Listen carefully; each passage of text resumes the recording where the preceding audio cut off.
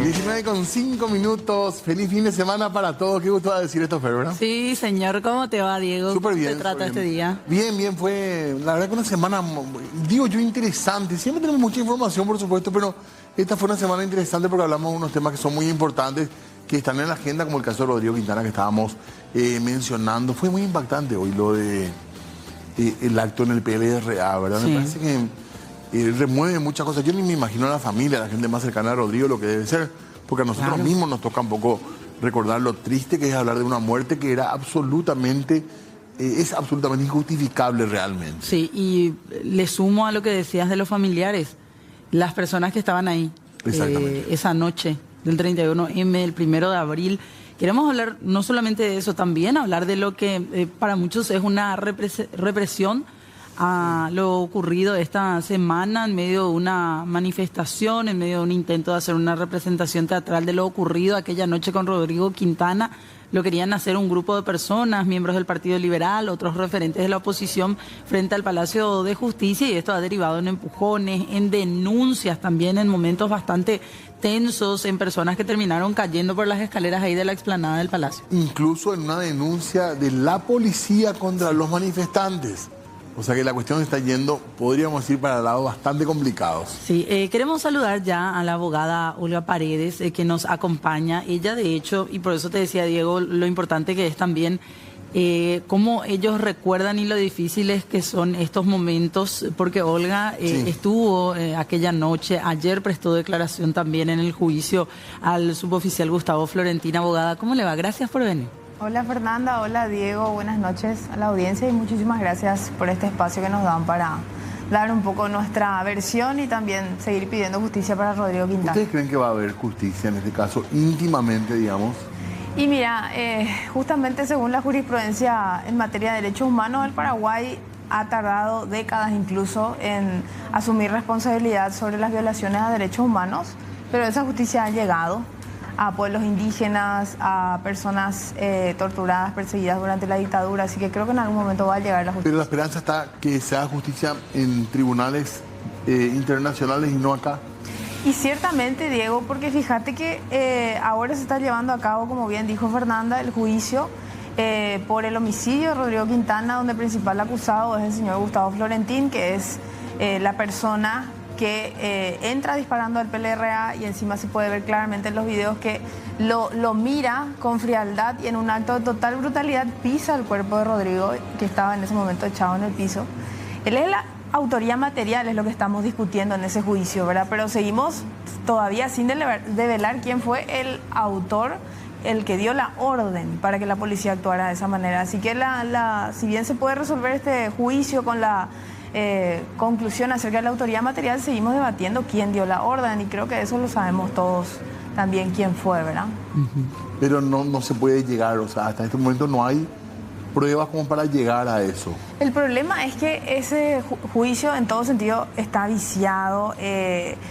Por ejemplo, los padres de Rodrigo Quintana han sido excluidos en su momento de la querella.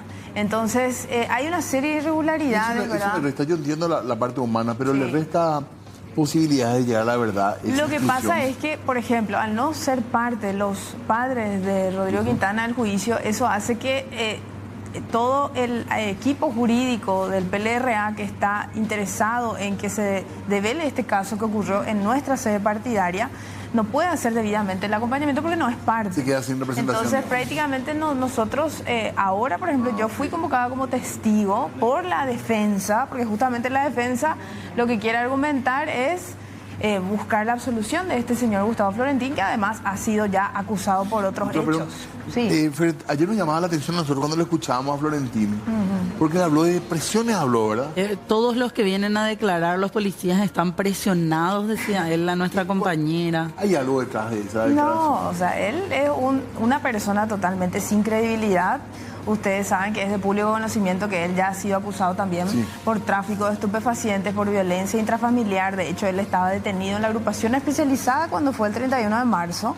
Eso está aprobado, ¿verdad? Claro, y él fue liberado esa noche como para ir a cumplir una orden, ¿verdad? Pero evidentemente eso, o sea, no hay motivación personal en lo que hizo. Ese es el perfil del señor Gustavo Florentín. Entonces, lo que él pueda decir carece totalmente de credibilidad porque él es una persona, ¿verdad? Ese es su perfil. Es una persona que ha cometido violencia intrafamiliar, que está acusado de tráfico de estupefacientes, que ha entrado a la sede partidaria disparando claramente con intención de matar. Pero por eso digo, abogada, no hay una motivación personal en lo que él pudo llegar a hacer esa noche. Claro, él cumplió órdenes, tal cual, ¿verdad? Porque usted decía, yo le estaba escuchando ayer en su declaración, aquí había una intención clara de no dialogar, no hablar. O sea, la intención en todo momento fue atropellarla. Así fue. Yo estaba frente al partido esa noche, estaba con el actual presidente del partido, el entonces intendente Hugo Fleitas, que ahora es nuestro presidente. Estábamos hablando con otros compañeros. Llega la patrullera de contramano, con luces apagadas, con una serie de efectivos policiales en la carrocería, con armas largas, y ellos entran gritando, ¿verdad?, en una actitud de reprimir y de violencia total. O sea, ahí no había una cuestión de preguntar a ver qué pasó, qué estábamos haciendo, no, mucho menos había una orden judicial, ¿verdad? Entonces el instinto humano de supervivencia fue correr. Para recordar nomás, eso había sido a posteriori la manifestación en el Congreso, que muchos adherentes del PLRA terminan marchando por Yegros y luego llegan a la sede de Iturbe del PLRA. Sí, ayer justamente yo rememoré en mi testimonio, ¿verdad?, que nosotros esa noche nos reunimos en el PLRA porque había muchos compañeros que vinieron a manifestarse al interior del país, entre ellos Rodrigo Quintana, que era presidente de la Juventud de La Colmena, Paraguarí, y había muchos que tenían que pasar la noche, había que ver un poco qué iban a cenar, ¿verdad? En eso estábamos. Y a vos se te había acusado, doctora, que adulteraste pruebas ahí en ese momento también. Sí, claro, o sea, la defensa en una total tergiversación buscando cualquier cosa con tal de absolver a este señor Gustavo Florentín, que ya he citado parte de su prontuario. Lo que buscaba es decir más o menos que nosotros teníamos la responsabilidad de la muerte de nuestro compañero, siendo que nosotros pudimos haber sido Rodrigo. Claro. Cualquiera pudo. Y les digo más, porque esto repetí varias veces esta semana y creo que es demasiado importante para revelar el tipo de persona que era Rodrigo Quintana. Rodrigo Quintana fue de los últimos que entró por la puerta del partido, por el acceso principal, y es de los que se queda esa noche atajando la puerta. Esos minutos previos. Dándonos segundos para que algunos como yo, ¿verdad? Yo me escondí en la oficina de la presidencia, otros se escondieron en el baño, otros fueron al estacionamiento. O sea, ese era Rodrigo Quintana, un joven valiente que en vez de huir como todos lo hicimos, él se quedó atajando la puerta del partido para que ganáramos un poquito más de tiempo. Claro. Así que, sin dudas, yo voy a seguir, igual que mis otros compañeros, ¿verdad?, pidiendo justicia para Rodrigo Quintana. Ahora, esa es la raíz de todo lo que a ustedes les motivó el 31 de marzo pasado a manifestarse, a ir hasta el Palacio de Justicia.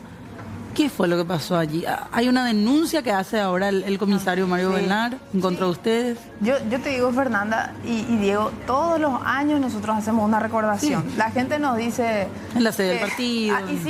Ustedes han seguido, muchos de eso nos han acompañado. Hemos hecho en la sede del partido, frente a la fiscalía, hemos hecho misa, hemos hecho festivales, hemos hecho recreaciones. Y cada año hacemos algo. Y este año lo que hicimos fue justamente hacer una presentación, una alegoría artística de la memoria de Rodrigo, que iba recorriendo lugares. El primero llega al PLRA, ahí se hace una representación, ¿verdad?, del momento en que él cae, pero luego se levanta, ¿verdad?, su memoria se levanta, y luego él prosigue a la fiscalía, va hasta frente a la fiscalía, ahí hace una declamación, una poesía. Esto un actor profesional lo hace, nosotros lo acompañamos, ¿verdad? Y luego de la fiscalía, la idea era ir al Palacio, que es el otro lugar que le debe justicia a Rodrigo justamente, y subir las escaleras sin ingresar al Palacio de Justicia, al predio, que justamente habla la acordada, sin ingresar al predio, subir las escaleras, hacer la declamación, íbamos a grabar todo eso, de hecho tenemos la grabación, ¿verdad? Y luego íbamos a entrar una comitiva de abogados para hacer entrega de los archivos referentes al 31 de marzo, al asesinato de Rodrigo, al Museo de la Justicia archivo del tema. Iban a entregar. Ahí vamos a hacer entrega porque nosotros previamente ya habíamos hablado, la compañera Marlene Urubey ya había hablado con la doctora Rosa Palau, ¿verdad? Y le habíamos hecho la presentación de la solicitud, hay un recibido de eso. O sea, en ningún momento se les denegó, no voy a recibir este documento porque ni siquiera nos permitieron subir las escaleras, ¿verdad? Al actor, porque el actor era el que estaba subiendo, nosotros estábamos detrás de él y ni siquiera se le permite subir las escaleras, ¿verdad? Y posteriormente, bueno, nosotros preguntamos, a ver, ahí estamos 25 personas más o menos, ¿verdad? Éramos mayormente mujeres e incluso personas adultas mayores. Entonces nos acercamos y le preguntamos, bueno, ¿qué pasa, verdad? ¿Cuál es la cuestión? Porque nosotros tenemos este recibido, esto es una presentación artística. Y bueno, y ahí es que se arguye la famosa acordada que menciona el comisario Mario Velar, ¿verdad? Que bueno, finalmente pues ocurre lo mismo que el 31 de marzo. El señor comisario Mario Velar lo que estaba haciendo era cumplir órdenes. Ahora, ¿quién va y le dice a él que una acordada es más importante que la Constitución Nacional? Otra vez, ¿verdad? ¿Quién dio la orden para esa represión que ocurrió el 31 de marzo y ahora el lunes? Sí, decía el ministro Víctor Ríos que iban a revisar en el pleno esa acordada. No sé si pasó esta semana. Ojalá que ocurra, ojalá por lo menos. Ojalá que se revise realmente, ¿verdad? Yo,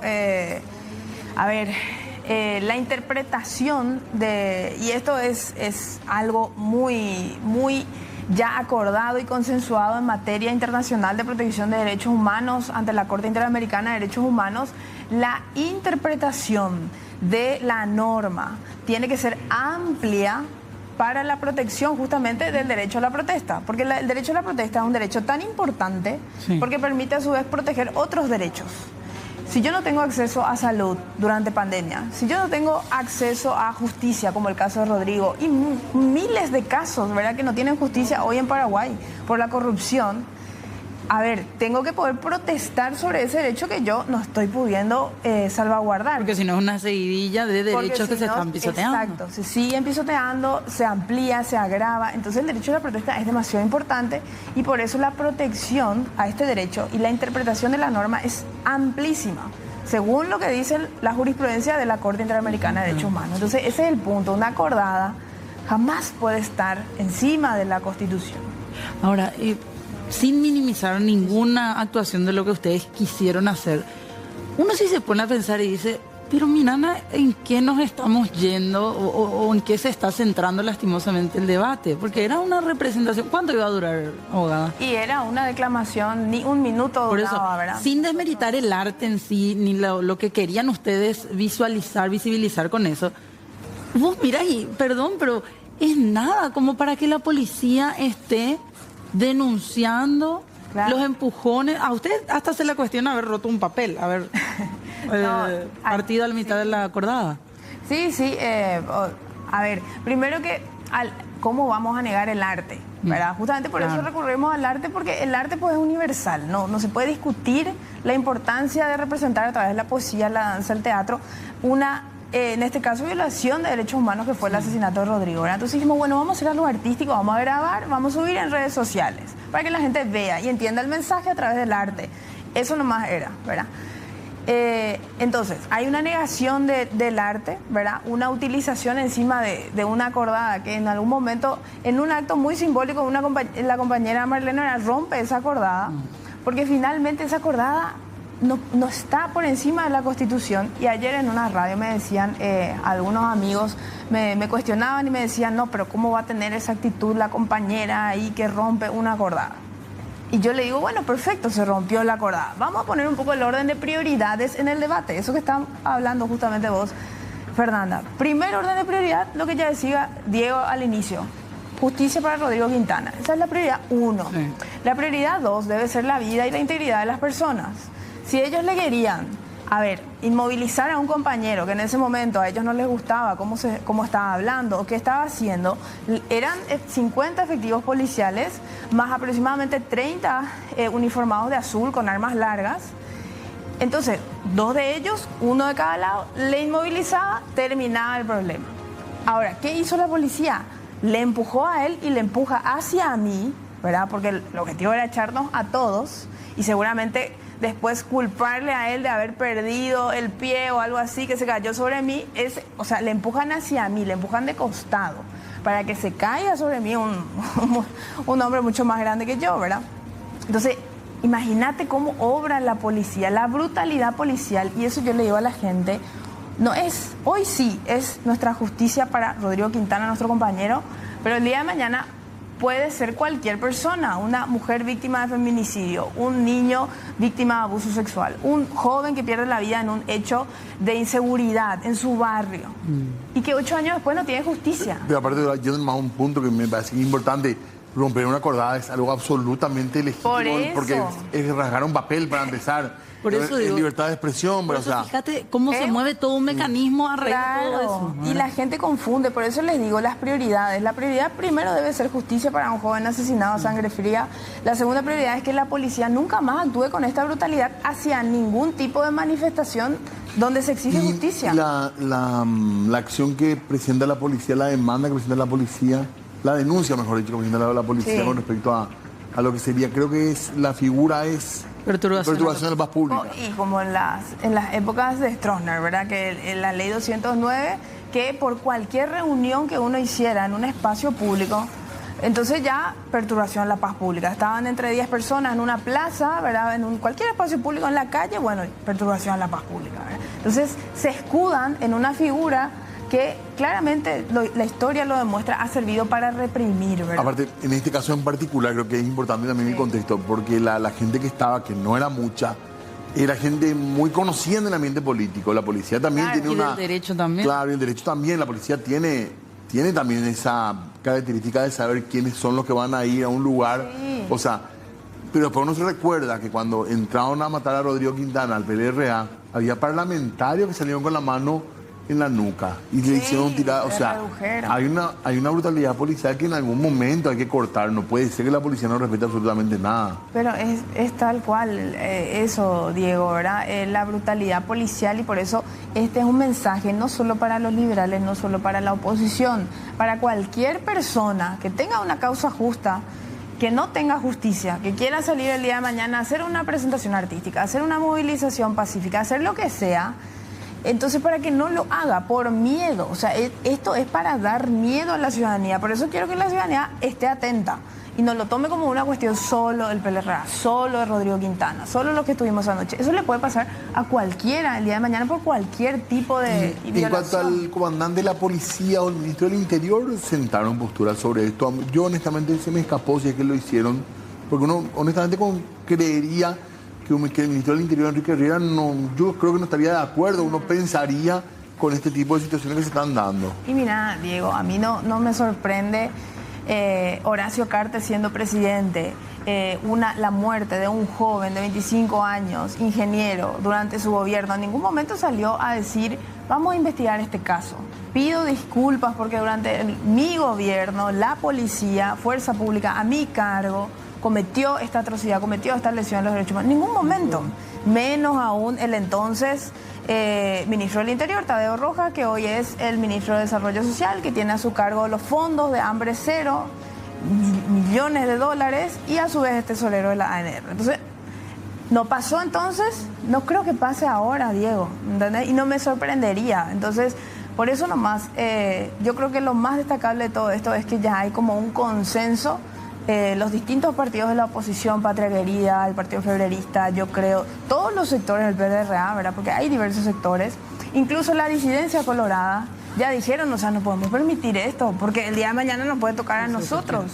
Entonces, la ciudadanía también, con esta denuncia que hicieron los propios policías, imagínate, los policías que nos tienen que proteger, ¿verdad? Son los que nos violentan y encima usan su propia institución otra vez para denunciarnos a nosotros. Entonces, es gravísimo. Creo que ahora sí, ellos solos, ¿verdad?, se descubrieron en el tipo, en cómo funciona lastimosamente esa institución y lo desvirtuada que está, ¿verdad? Abogada, ¿y ustedes hicieron una denuncia hoy ante la Defensoría del Pueblo? Sí, hicimos una denuncia primeramente ante la Defensoría, porque la Defensoría del Pueblo es un organismo que realmente muy poca gente conoce, muy poca gente entiende por qué está ahí. y justamente está para este tipo de casos que son violaciones directas a los derechos humanos. Porque ¿qué es lo que son los derechos humanos? Ese es otro tema. Ahora, básicamente cuando una institución pública, en este caso la fuerza pública, la policía, en vez de cumplir su función que es proteger o velar por un derecho de una persona, lo que hace es todo lo contrario, ¿verdad? Lo que hace en realidad es reprimir, perseguir, denegar. Entonces ahí es donde aparecen los derechos humanos que exigen al Estado hacer lo que tenga que hacer. En este caso le exigimos a la policía que no abuse de sus atribuciones y no recurra a la violencia. Y eso es lo que básicamente debe velar la Defensoría del Pueblo. Y la verdad que tenemos confianza, tenemos, por qué no decir, tenemos esperanza en el señor Defensor del Pueblo, el doctor Rafael Ávila, que hoy nos recibió. Y realmente tenemos esperanza en que él pueda hacer lo que la ley establece que deba hacer, que es pedir informe, a ver quién dio la orden a la policía, quiénes eran los efectivos policiales en ese momento, que se tome nota de cuáles fueron las actuaciones, se pidan los informes correspondientes. Y les digo más, ustedes ya sabrán esto, ¿verdad? En la denuncia que hizo la policía, ellos arguyen que nosotros le produjimos algún tipo de, no sé si rasguño, no sé qué cuestión, pero hay ahí una serie de certificados médicos firmados por una serie de funcionarios públicos, ¿verdad? Creo que son incluso de la Corte Suprema de Justicia. Entonces yo me pregunto qué, a ver, acá esto creo que es, acá está por lo menos mi traumatismo, mi esguince severo, ¿verdad? Está acá, ¿verdad? Yo me pregunto, a ver, ¿qué van a decir ellos, verdad? Esto fue encima en emergencias médicas, o sea, usted se quedó así después de haber caído ahí. Claro, tengo una serie de moretones acá todo el costado porque me caí de costado, ¿verdad? Y Efraín, ni qué decir, ¿verdad? Efraín Alegre Irún, que tiene acá por toda la cara, ¿verdad? Una serie de moretones y por todo el cuerpo también. Porque ¿verdad? él empieza a reclamar, le empuja él a los policías y los policías terminan echándolo, empujándolo a él. Sí. Y él es el que cae por vos ahora. Claro, o sea, le empujan hacia mí para que caiga yo y caigan todos los que estaban también detrás mío, porque estábamos todos allí cerca uno de otro, ¿verdad? Y como consecuencia es un esguince. Claro, tengo un traumatismo, ¿verdad? Esguince severo tengo acá, que voy a estar por lo menos unos 15 días más con esta cuestión, con diagnóstico de emergencia, como decías, ¿verdad? Claro, que me tuve que ir a emergencias médicas, que es una institución pública, lo que quiero decir, ¿verdad? Y no van a inventar ellos un diagnóstico, ¿verdad? Eso está ahí, ¿verdad? Ahora, es súper grave y espero que la ciudadanía pueda entenderlo, ¿verdad? Que este es un mensaje del gobierno para todos, todas, sin distinción, incluso para los colorados, para los que no tienen partido. O sea, el día de mañana, si en vez de recurrir al gobierno pidiendo justicia, y todos los días se hacen ahí sobre la vereda, la gente se pone con sus carteles, con sus carpas, ¿verdad? Es que en ese mismo sector en donde estaban ustedes, por la baranda, hay gente que se encadena. Claro. Siempre necesitaban abogados, siempre necesitaban funcionarios, fiscales, un montón de situaciones. Padres, madres de personas jóvenes que murieron y querían pedir justicia por sus vidas. Pero eso es pan de cada día, porque así está nuestra justicia. Pero aparte es tan poco inteligente, yo no quiero minimizar el reclamo, pero creo que era un reclamo que hubiese pasado con total normalidad si dejaban que se ejecute y te vas al Museo de la Memoria, entregas todo y se acabó. Pero terminó siendo esto, lamentablemente, que ojalá no sea un distractor tampoco del caso central, ¿verdad? De Quintana, porque es que debemos sobre todo, ¿verdad? Yo no digo que esto sea menor, pero es un caso que es demasiado importante y que la Fiscalía, como están viendo, que está trabajando en ese caso. Y vamos a ver, porque, no tenemos confianza realmente en la Fiscalía por todo lo anterior ya vivido, ¿verdad? Pero bueno, este es otro fiscal general, ¿por qué no decir, ¿verdad? Ojalá él haga su parte, ¿verdad? Para hacer lo que corresponde en las investigaciones que sean pertinentes, ¿verdad? Porque lo más terrible va a ser que nos imputen a nosotros, ¿verdad? Que estamos acá todos lesionados, que nuevamente videos, porque el circuito cerrado del PLRA fue lo que salvó a Rodrigo de no ser acusado de que él mismo se quitó la vida. Y que por lo menos con esa evidencia clara y directa nosotros podamos pedir justicia para él, ¿verdad? Y para todos nosotros también que fuimos violentados esa noche, ¿verdad? Hoy día, por suerte, tenemos todo el proceso está documentado, cómo nos caímos, quién nos empujó, ¿verdad? Quiénes eran los comisarios que estaban a cargo, el señor Ovelar y el señor Recarte. El señor Recarte también obra en información pública lo cuestionado de su actuar como efectivo policial y como alto mando incluso de la Policía Nacional, ¿verdad? Entonces, es todo público. está ahí. Ahora esperamos que las instituciones hagan lo que tengan que hacer y si no, bueno, estaremos ahí, ¿verdad? Estaremos cada año exigiendo justicia y resistiendo. Que no sea otra vez. Que es lo que hay que hacer en este país, resistir, ¿verdad? Claro, que no sea otra vez un elemento persecutorio, ¿verdad? Después de una protesta, como ya hemos visto que se suele realizar, ¿verdad? Y que ha pasado en el 2021, los jóvenes, ¿verdad? Que hoy día siguen todavía imputados, siguen todavía procesados, ¿verdad? Por lo que fue la manifestación en tiempos de pandemia, la corrupción, ¿verdad?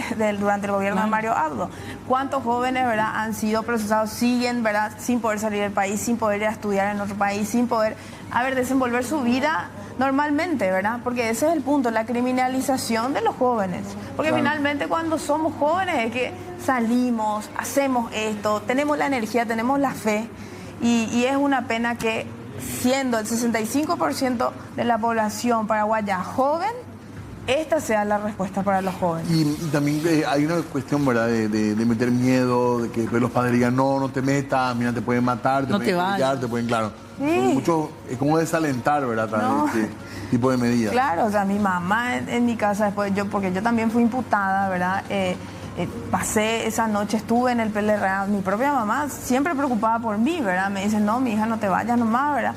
Y ella quiere exigir también justicia, pero teme también por la vida de sus hijos. Así que yo creo que ahí me entienden todos los padres, madres que ven en la televisión, ¿verdad? O sea, nosotros mismos, los padres, ¿verdad? A veces nos tratamos de inculcar esa idea de exigir un país mejor, pero a la vez tienen miedo. Mi mamá, mi papá tienen miedo, ¿verdad?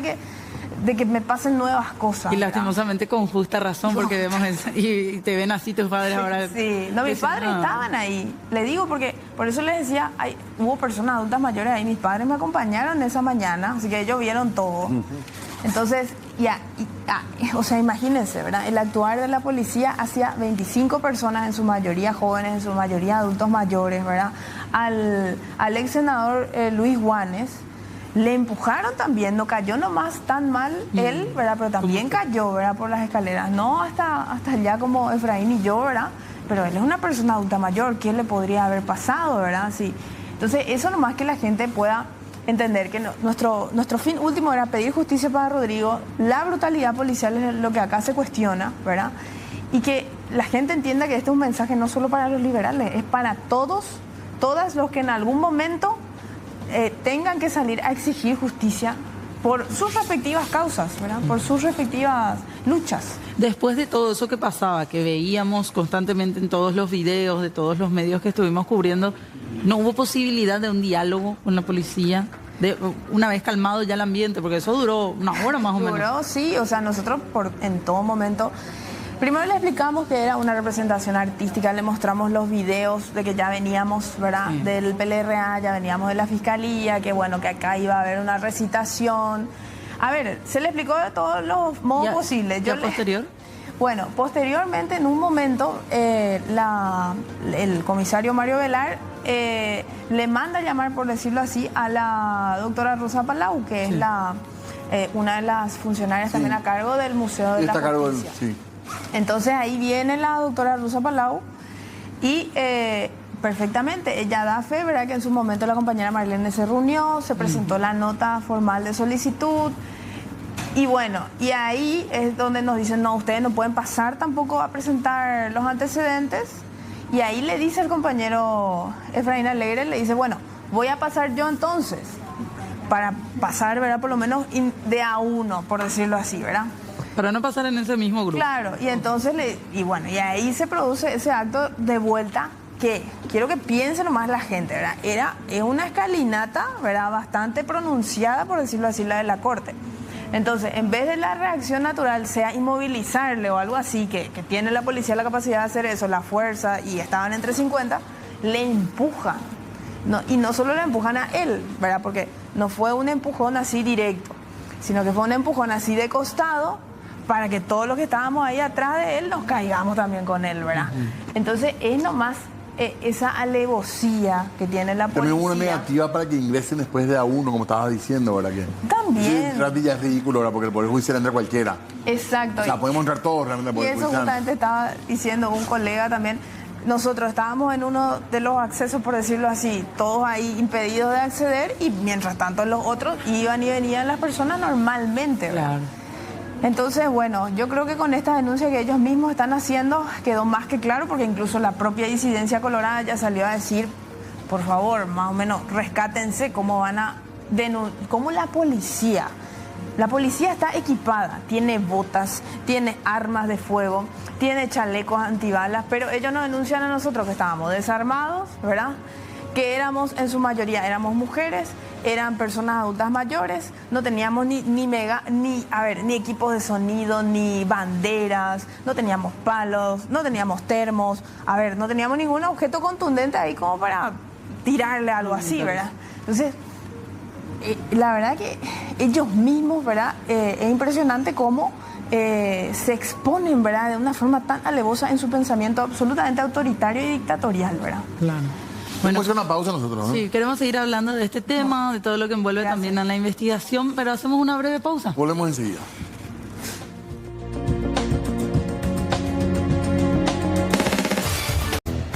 19:38, seguimos hablando en esta tarde-noche, estamos hablando del caso Quintana, la manifestación también en el Poder Judicial, sí, y un poco las derivaciones de este caso. Así es, señor, nos sigue acompañando la abogada Olga Paredes aquí en el programa. Abogada, a partir de esto que ocurrió el lunes, ¿ustedes tienen planeado algo más aparte de la denuncia ante la Defensoría del Pueblo? Sí, necesariamente estamos, de hecho, preparando la denuncia penal ante la Fiscalía y también la Fiscalía de Derechos Humanos, porque, repito, este es un caso de derechos humanos, porque para que la gente sepa, los derechos humanos son lo que buscan es la protección del ciudadano o ciudadana ante el abuso de poder de los distintos organismos del Estado, entre ellos la policía, justamente, que es lo que diariamente se vive. O sea, la gente sabe, ¿verdad? Cuando te para una barrera policial, ¿verdad? O en muchas circunstancias sabemos que la policía tiene en muchas ocasiones lastimosamente un abuso de autoridad, porque es una cultura heredada de la época de la dictadura que todavía no se supera. Sí. Y es así. Pero van a estar atentos también de por ahí a que corra la denuncia de... Sí, de hecho que tiene que seguir eso su curso. Parece que va bastante rápido, ¿verdad? Porque ellos, a la velocidad de la luz, ya la propia policía se fue a denunciar en la comisaría, ¿verdad? Parece no sé qué parece. Pero bueno, la policía se fue a denunciar a la policía, básicamente, ¿verdad? Y rápidamente ya fue al Ministerio Público, ya se asignó un fiscal y bueno, sí, todo el equipo correspondiente de investigación, así que por parte de ellos va bastante rápido. Pueden desestimar un caso como este, ¿verdad? Sí, totalmente. Es más, Diego, nosotros cuando fuimos imputados en el 2020, como una campaña para tergiversar la lucha que tuvimos contra la reelección de Cartes, que mediante eso no fue reelecto, así que molesta bastante esa cuestión, ¿verdad? El 31 de marzo y de Rodrigo Quintana, fuimos imputados y luego el juzgado en lo penal desestimó esa imputación, no quedó firme y así lo confirmó también el tribunal correspondiente, ¿verdad? Así que, como les digo, no tengo muchas esperanzas dados los antecedentes en la Fiscalía, pero bueno, ¿por qué no? Capaz. Y en el caso de Quintana, ¿cómo continúan ahora son testificales? Ahora está en el juicio oral, que ya es la última etapa del proceso. Te digo más, Diego y Fernanda, la defensa llamó aproximadamente a más de 80 personas para testificar. O sea, la idea es que dure esto, o sea, ya duró 8 años y que siga durando, ¿verdad? Porque claramente esto es un atentado a los derechos humanos. El Estado paraguayo, con la plata de los impuestos de la ciudadanía, en algún momento va a tener que dar cuenta de esta violación que ocurrió, de este asesinato a sangre fría, de este crimen de lesa humanidad. Pero hay un solo procesado, ¿verdad? Actualmente sí, el principal acusado es el señor Gustavo Florentín, ¿verdad? Que fue uno de los policías que entró disparando a la sede del PLRA, pero eran muchos efectivos policiales esa noche, ¿verdad? Pero como les decía, es un proceso que prácticamente se está dando a puerta cerrada. Ahora, la defensa tuvo la desinteligencia, ¿verdad?, de llamarnos a todos nosotros, y ahí de a poco, ¿verdad?, no hay mal que por bien no venga, finalmente tuvimos la oportunidad de ir a testificar y de ahí también dar cuenta de cómo se estaba desarrollando el juicio. Y les cuento, el jueves, cuando yo me fui a dar la testifical junto con otros compañeros, esa salita de juicio oral, porque tenemos en Paraguay nuestras salitas, bueno, son salitas. Bueno, estaba llena de efectivos policiales, ¿verdad? Pero no policías, no sé el nombre técnico, pero no policías comunes, digamos. Eran efectivos policiales uniformados de azul con armas largas, ¿verdad? Entonces, ¿qué hacían efectivos policiales con armas largas en una sala de juicios orales? Que ya de por sí es pequeña. Que ya de por sí es pequeña, estaba ahí la hija de Rodrigo, estábamos nosotros los que estuvimos esa noche, en fin, o sea, ¿qué hacían? Estaban ahí 10 policías y el señor comisario Mario Velar también. En un momento el juez Manuel Aguirre le pregunta al comisario Mario Velar, le dice, bueno, ¿pero qué significa esto? ¿Qué es este despliegue más o menos? No, y atendiendo a los sucesos del lunes, le responde el comisario Velar, ¿verdad? Los sucesos del lunes estaban acá en mi, plasmado, ¿verdad? En mi lesión acá en la pierna, ¿verdad? Entonces, bueno, ese es el país que tenemos y tenemos que salir a decirlo, ¿verdad? Porque para que no le pase a más personas, o si les pasa actualmente, para que todos juntos salgamos y digamos, bueno, esto es lo que estamos viviendo y necesitamos cambiar esto, ¿verdad? Y hacer oír la voz. Totalmente. Bueno, abogada, le agradecemos muchísimo y vamos a continuar viendo cómo siguen ambos procesos en paralelo, ¿sí? Así es, yo les agradezco muchísimo a la prensa que una vez más, aquella noche tengo que mencionarles a los amigos periodistas, Rodolfo López, Carlos Jiménez, estuvieron esa noche, ellos documentaron todo valientemente, también en medio del tumulto ingresaron, documentaron todo y bueno, gracias a la labor periodística también creo que podemos todavía soñar y resistir con el ideal de justicia para Rodrigo y de verdad le agradezco mucho a los periodistas que estaban esa mañana también documentando todo y a la ciudadanía que espontáneamente se fue acercando a acompañarnos, así que gracias por esa labor realizada también. Gracias. Muchas gracias por estar acá. Gracias. Tenemos que hacer una pausa. Breve pausa, volvemos enseguida con la parte final ya del programa. 19:48 ya de este viernes, pero hay muchos temas que tenemos que tocar todavía y poco tiempo. Así es, por eso vamos rápidamente a la información que tiene que ver con el exministro Javier Ibarra. Recordemos, él era asesinado en su vivienda, Diego, y hoy tenía que continuar el juicio. Asimismo, un caso que en su momento, por supuesto, muy, muy comentado, y hoy debía culminar el juicio por el asesinato de este hombre que había sido ex viceministro. Y estamos hablando de un hombre que fue ejecutado con 2 disparos y esto había ocurrido en el año 2022. Sí, hoy, como decías, Diego, tenían que ser los alegatos finales. Pero estuvieron esperando toda la mañana las distintas partes en el juzgado. Familiares incluso de él. Familiares incluso de él también, sus abogados y otros. Y finalmente también los representantes del área de seguridad, después de horas de estar aguardando, informaron que no se iba a poder desarrollar el juicio porque el acusado en esta causa no estaba llegando al Poder Judicial. Desde el penal de Tacumbú, sí. Realmente desde el Tacumbú al juzgado de Fernando de la Mora tenía que ser trasladado. Así mismo. Horas y horas de esperar. Y esto se pospone para el miércoles, el 9 de abril. Así es. Yo estoy aquí en representación de mi familia y en representación de todas las familias que pasaron alguna vez este tipo de desgracia.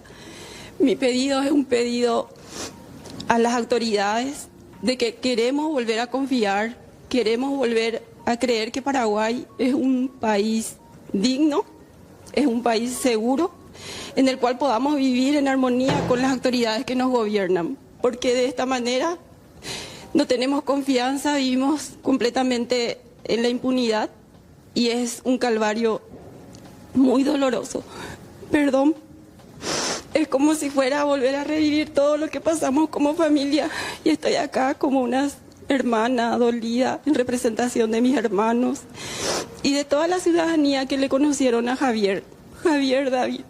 O la dependencia que se encarga de ejecutar las órdenes judiciales de traslado de detenidos para afrontar las diferentes audiencias, en este caso juicio oral, desde el primer momento ha manifestado de que el acusado, en este caso Oscar Caballero, se encontraba a bordo del móvil del traslado interno. Entonces, aquí el tribunal ha comunicado a todas las partes que aguardemos esto. Esta audiencia estaba fijada para las 8 de la mañana, no se pudo llevar a cabo recién una vez que se tuvo la confirmación por otros medios que Oscar Caballero ni siquiera ha abandonado el penal de Tacumbú y que no se encontraba por ende a bordo de ese móvil. Entonces ha decidido, con venia de la defensa técnica de él, ha decidido proseguir el juicio con las pruebas documentales que quedaban pendientes. Eso se ha terminado y lastimosamente el tribunal decidió declarar el receso diario, habida cuenta de que aún existía un tiempo para formular los alegatos finales y una eventual deliberación. Sintetizando la cuestión, hoy no se ha dictado sentencia en el marco de esta causa por única y exclusiva responsabilidad de la Dirección de Institutos Penales.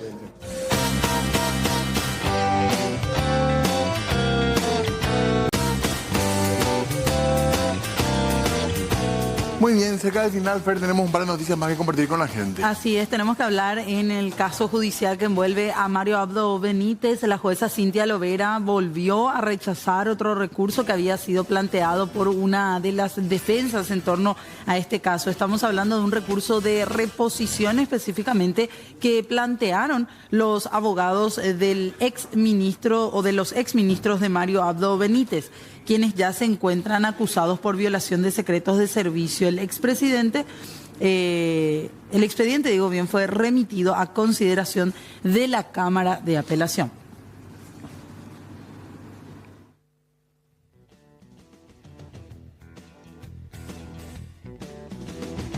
Caso tienen que ver con Ramón González Daer, que recordemos tiene una condena de 15 años por usura. ¿Qué pasó con Ramón González Daer? Fue llevado al Hospital del Trauma. Ramón González Daer, condenado a 15 años por usura y lavado de dinero, fue trasladado al Hospital del Trauma de Asunción luego de sufrir un golpe en la rodilla debido a una caída que tuvo en la cárcel de Coronel Oviedo. Su abogada, que es Raquel Talavera, aclaró que su vida no corre peligro y que el traslado se debe a los fuertes dolores que tiene. Aunque la atención en el penal es buena, no pudo confirmar si este traslado fue necesario para realizar algún estudio específico.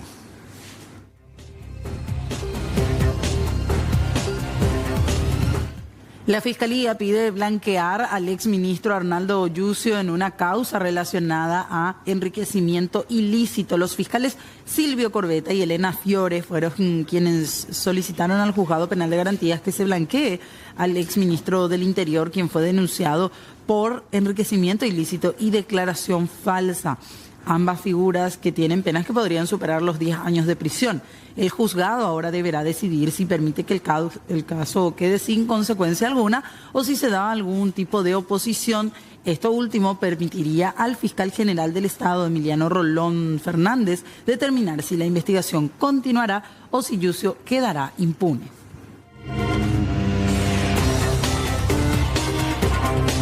Y ya hablamos de unos pagos